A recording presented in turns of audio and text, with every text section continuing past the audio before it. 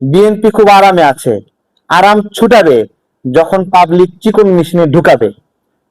হাসনাত সার্জিসরা হাম নিয়ে কথা বলে না, এই জন্য সব সময় স্বাস্থ্য মন্ত্রণালয়ে দুধে গিয়ে বসে থাকতো, এবং স্বাস্থ্য মন্ত্রণালয়ে যত তদবির নিয়োগ এগুলো এই এরা করতো, এই সমন্বয়করা করতো, যেই কারণে এই সামগ্রিক বিষয়ের সঙ্গে এরা জড়িত। এবং হাম নিয়ে বিচার হলে এই সমন্বয়কদেরও বিচার হবে সেই সময়, তারাও এর সাথে সম্পৃক্ত ওই প্রক্রিয়ায়। প্রত্যেকটা সচিবালয়ে সচিবের পাশাপাশি দুইজনকে শিশু সচিব বসাইছিল। এরা কারা?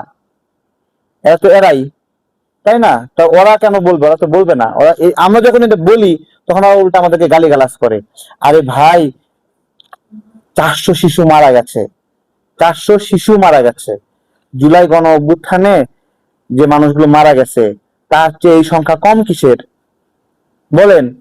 বিএনপি খুব আরামে আছে, আরাম ছুটাবে যখন পাবলিক চিকন মেশিনে ঢুকাবে। সহজ ভাবে নিচ্ছেন, সহজ ভাবে নিচ্ছেন যে এমনি এমনিতে মরছে মরছে, এত ছাড়বে না। আপনার এখন থেকে 10 বছর পরে কি বলবে জানেন?